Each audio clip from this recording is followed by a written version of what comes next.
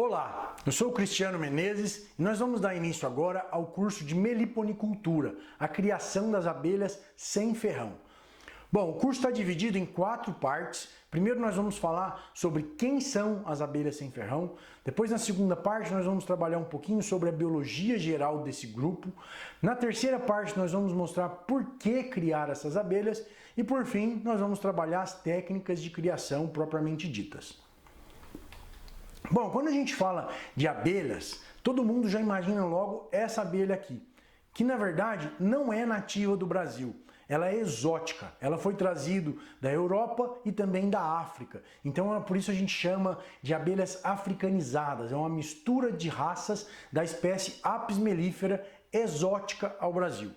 Bom, essa é a abelha que ferroa, que produz mel, que todo mundo conhece, a mais usada no Brasil, a mais usada no mundo todo para a produção de mel. Mas quando a gente fala de abelhas, a gente está falando de um universo muito grande. A gente está falando de 20 mil espécies. Então é um universo enorme de diversidade de espécies, de comportamentos, de tamanhos, de cores. E essa foto, ela mostra exatamente isso. Aqui a gente tem uma das maiores abelhas do mundo e uma das menores abelhas do mundo. Aqui, essa daqui é a mamangava, uma abelha solitária, bastante comum no Brasil, que é importante para a polinização do maracujá. E aqui a gente tem a lambiolhos, uma abelha pequenininha, que parece aquelas moscas de frutas, de tão pequenas que são. Então, quando a gente fala de abelhas, a primeira coisa que vocês têm que ter em mente é isso. É um grupo multidiverso, com uma diversidade gigantesca de comportamentos e formas de vida. A maioria dessas espécies tem o que a gente chama de hábito solitário, ou seja, elas não formam colmeias, elas vivem sozinhas. A gente tem fêmeas e machos, indivíduos separados que copulam, fazem a reprodução, e a partir daí as fêmeas assumem todas as funções de busca de alimento, de construção do ninho, de postura dos ovos, de cuidado com essa cria, e depois de produzir todas as células de cria onde elas vão produzir novas abelhas, elas morrem ou vão buscar outros lugares para fazer novos ninhos. Ou seja, é um hábito de vida solitário. Não temos operárias e rainhas, apenas uma fêmea que vive sozinha e constrói o seu próprio ninho. Aqui no slide vocês estão vendo um exemplo desses ninhos. Elas ocupam principalmente cavidades no solo, escavam seus próprios buracos, ou então usam cavidades pré-existentes, por exemplo, gomos de bambu perfurados, onde elas fazem o seu ninho ali dentro. Então aqui é um desses exemplos. Ela vai lá, busca o seu alimento nas flores, constrói a célula de cria, bota o ovo, fecha. Depois busca mais alimento, bota o ovo, fecha. Busca mais alimento, bota o ovo e fecha. Assim ela constrói várias células de cria e depois fecha esse ninho e vai embora. Ou morre ou vai fundar o seu novo ninho. E daqui vão nascer machos e fêmeas e retomar esse ciclo. Então, cerca de 90% das espécies de abelhas possuem esse hábito de vida solitário.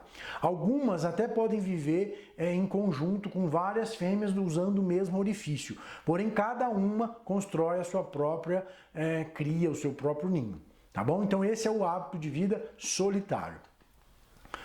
Aqui tem um exemplo de uma dessas espécies. Essa é a abelha de óleo, uma importante polinizadora de acerola. Então aqui vocês estão vendo uma fêmea que está em processo de construção do seu ninho. Então ela vai lá dentro, coloca o seu ovo, coloca o alimento, fecha as células de crias e depois que ela terminar de botar vários ovos lá dentro, ela vai fechar esse orifício, geralmente com óleos e resinas, e depois ela morre. Então esse é um comportamento solitário. Mas dentro do grupo de todas as abelhas que a gente tem, dessas 20 mil espécies, tem um grupo especial que é chamado de corbiculados, que são as abelhas que começaram a desenvolver sociedades mais complexas. Até tem outras abelhas que também têm hábitos sociais, mas esse grupo ele é especial dentre todas as famílias de abelhas, porque ocorreu o surgimento das sociedades mais organizadas e mais complexas. Essa árvore filogenética, que representa o grau de parentesco entre essas abelhas, ela muda eventualmente de acordo com os taxonomistas. Então, mas essa daqui tem sido a mais usualmente utilizada, a mais comum que a gente encontra na literatura. Então, representa esse grau de parentesco. Aqui a gente tem 3 tribos, né, que a gente diz. A tribo Euglossini, que são as abelhas de orquídeas, aquelas abelhas metálicas que eventualmente as pessoas confundem com moscas varejeiras, mas na verdade são abelhas. A tribo Bombini, que são abelhas de grande porte, muito importantes comercialmente para polinização. A tribo Apine, que são as abelhas comerciais que a gente usa para a produção de mel. A espécie mais comum é a Apis mellifera, que é essa que a gente usa comercialmente no Brasil, conhecida como abelha africanizada. E Meliponine, que são as abelhas sem ferrão. Nos Euglossini, a gente tem o início de sociedade surgindo ao longo da evolução desse grupo. Então a gente já tem algumas espécies que a gente conhece que formam pequenos agrupamentos de fêmeas e aparentemente algumas fêmeas podem dominar essa pequena colôniazinha. Então é um início de sociedade, mas ainda muitas das espécies são absolutamente solitárias e não fazem nenhum tipo de interação entre outras fêmeas. Em Bombini, a gente tem o que a gente chama de abelhas primitivamente sociais. Qual que é a diferença? A principal diferença é que as rainhas fundam os seus ninhos sozinhas. Elas vão lá, iniciam a postura, buscam alimento, constroem o ninho sozinhas, sem ajuda de nenhuma operária. Depois que as primeiras operárias nascem, aí sim ela vira rainha e para de trabalhar, para de ir buscar alimento fora do ninho. A partir de então, ela vai exclusivamente cuidar da reprodução e botar os ovos dessa colônia. E algumas espécies podem ter ninhos bastante populosos com algumas centenas de abelhas. A Apine é o grupo e Meliponine são os 2 grupos que desenvolveram sociedades mais complexas. E qual que é a principal diferença? A rainha não consegue fundar um ninho sozinha. Ela precisa da ajuda de operárias durante o que a gente chama de enxameamento. Então isso é o principal diferencial que tornou esses 2 grupos o que a gente chama, que tem o que a gente chama de sociedades verdadeiras, do maior nível de organização social que a gente conhece nas abelhas. E aí podendo formar colônias com milhares e milhares de indivíduos. Bom, então hoje nós vamos trabalhar com bastante profundidade o grupo dos Meliponini, que são mais conhecidos como abelhas sem ferrão. Então Meliponini é o nome científico dessa tribo e é sobre elas que a gente vai falar em mais detalhes daqui para frente. Bom, é um grupo bastante diverso, elas ocorrem em toda a região tropical e subtropical do globo, como vocês estão vendo aqui. Então ela não é exclusiva, elas não são exclusivas do Brasil ou das Américas, elas ocorrem também na África e na Oceania e tem uma diversidade de cerca de 500 espécies conhecidas hoje no mundo. Obviamente ainda existem espécies para serem descritas, mas ao todo a gente já conhece cerca de 500 espécies diferentes. E só no Brasil a gente tem pelo menos 240 conhecidas, ainda com várias a serem descritas, com uma estimativa de se chegar em torno de 300 espécies de abelhas somente no Brasil. Então nós detemos a maior diversidade de abelhas sem ferrão do mundo.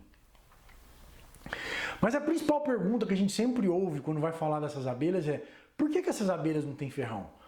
Como vocês tiraram o ferrão dessas abelhas? Então muita gente pergunta, é uma mutação genética? É um organismo geneticamente modificado? Não é nada disso, gente. Essas abelhas perderam a capacidade de ferroar ao longo da evolução. Elas possuem as estruturas do ferrão, porém elas não são funcionais. Ao longo de milhões de anos de evolução, esse grupo perdeu a capacidade de ferroar. Mas por quê? A principal resposta é porque elas desenvolveram novas estratégias de defesa. Essa abelha que vocês estão vendo aqui é uma mirim preguiça que está dentro de um tronco de cerca, um pau de cerca. Então ela ocupa o oco desse pau de cerca. Algum vertebrado consegue facilmente acessar esse ninho, algum animal de grande porte? Dificilmente. Mesmo nós não conseguiríamos, sem a ajuda de ferramentas, abrir um tronco desse. Então, elas estão protegidas dentro desse oco, que é diferente das outras abelhas que precisam de ferroar para se defender. a Apis mellifera, por exemplo, a abelha africanizada, o seu ninho é exposto, é externo. Então elas precisam do ferrão porque os seus predadores são de grande porte e podem acessar o ninho facilmente. No caso das abelhas sem ferrão, elas estão protegidas dentro dos ocos das árvores. Então, por causa disso, os principais inimigos dessas abelhas são outras abelhas, são formigas, são moscas da família dos forídeos. Então, contra esses inimigos, é muito mais eficiente se esconder e morder do que ferroar. Então, por isso, elas perderam a capacidade de ferroar ao longo da evolução. Aqui dando um zoom nesse ninho, a gente consegue enxergar com mais detalhe a entrada dessa colônia. Então é uma entrada super discreta, bem protegida. A hora que algum animal se aproxima, elas param de sair. Então a defesa dessa abelha é se esconder. Se a gente abrir uma caixa dessa abelha, elas vão todas para o fundo. Elas têm medo.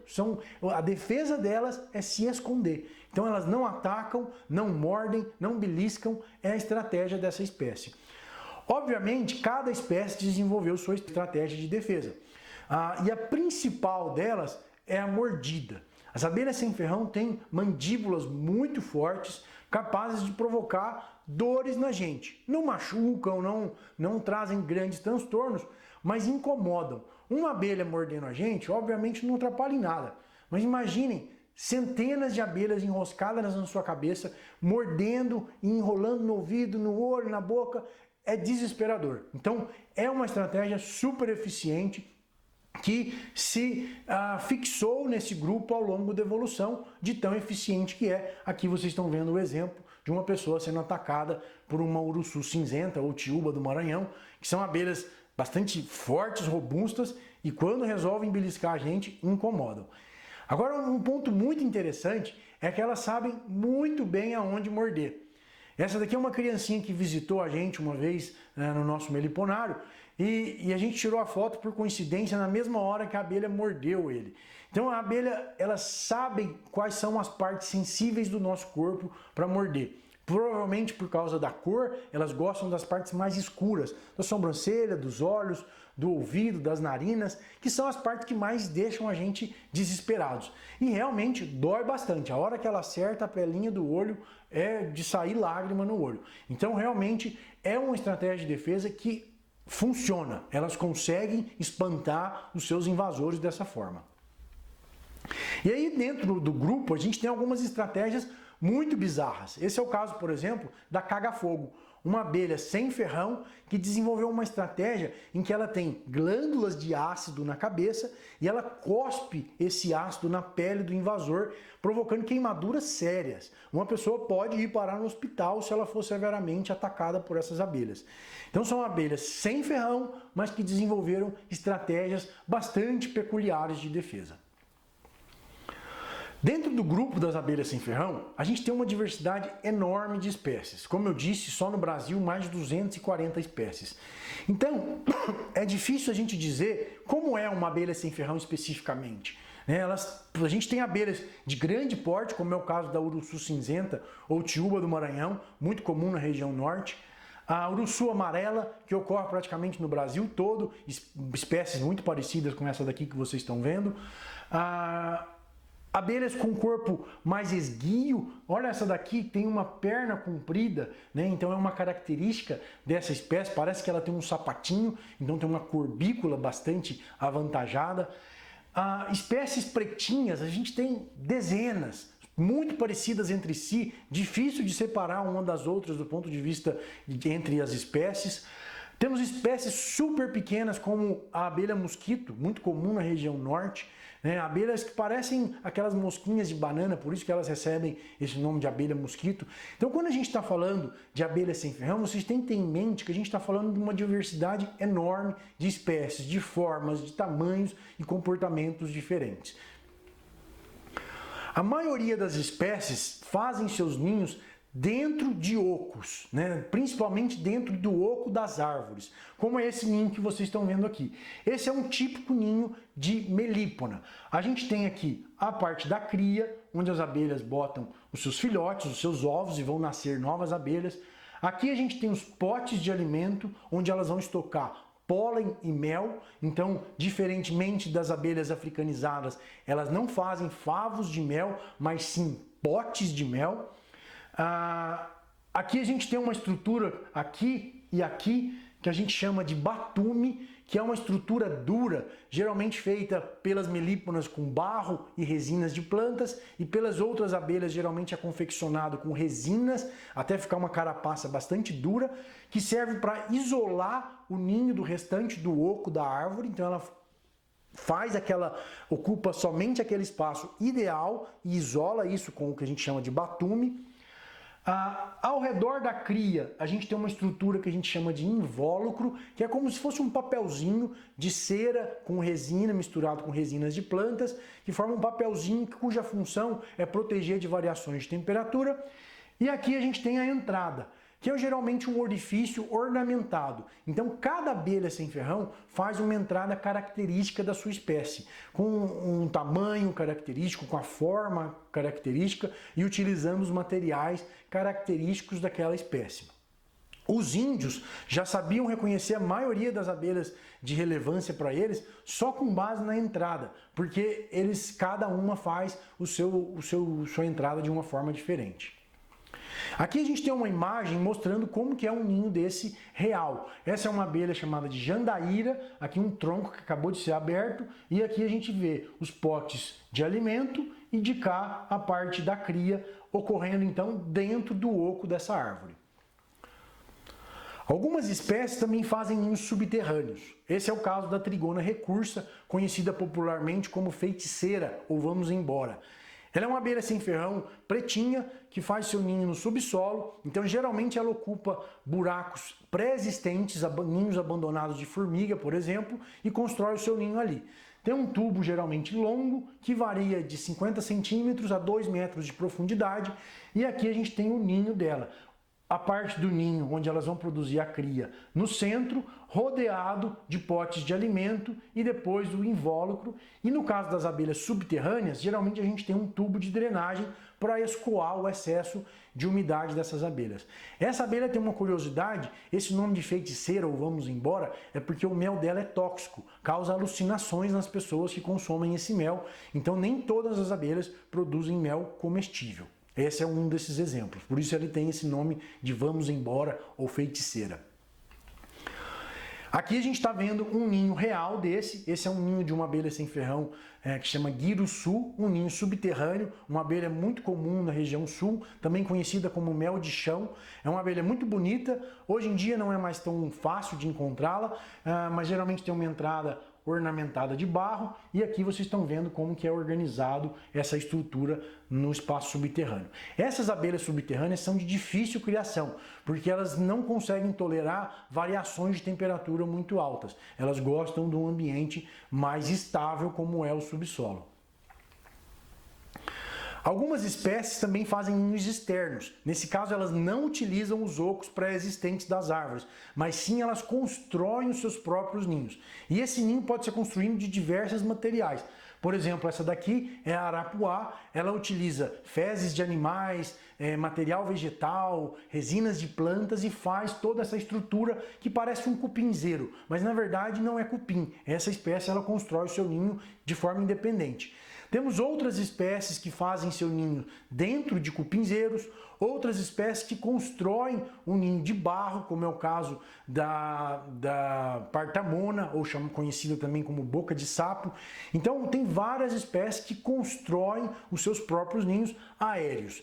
Geralmente essas espécies são extremamente agressivas, afinal o seu ninho está exposto a grandes predadores. Então geralmente tem populações grandes e são muito agressivas.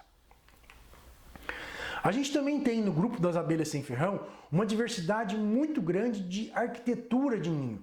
Veja essa abelha, por exemplo. Essa daqui é a lambiolhos, uma das abelhas mais bonitas que a gente tem, um dos ninhos mais bonitos que a gente tem.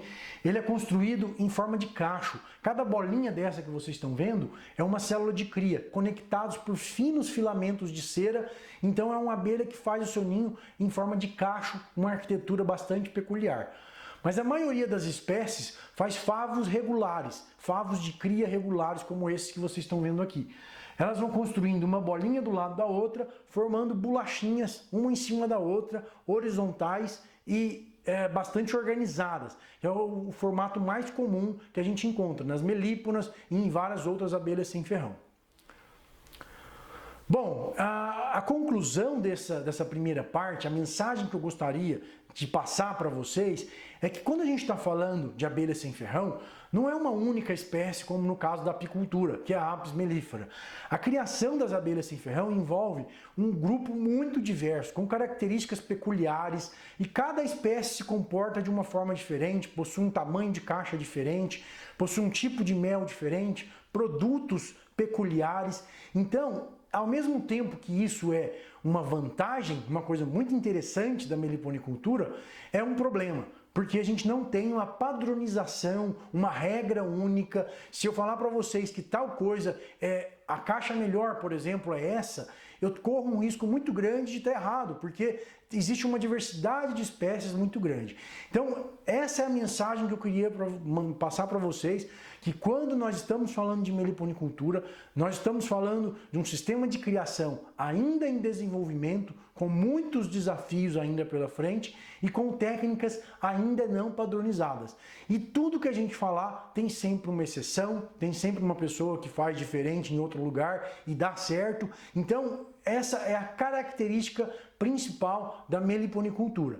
A gente ainda tem muito desafio pela frente, precisamos padronizar as técnicas para cada espécie, precisamos otimizar os processos de criação, mas por outro lado, é uma riqueza nossa, brasileira, produtos peculiares, ímpares, que só nós temos. Então, essa é a grande vantagem dessa atividade incrível que vocês vão conhecer em mais detalhes a cada dia. Muito obrigado pela atenção e até o próximo curso em breve.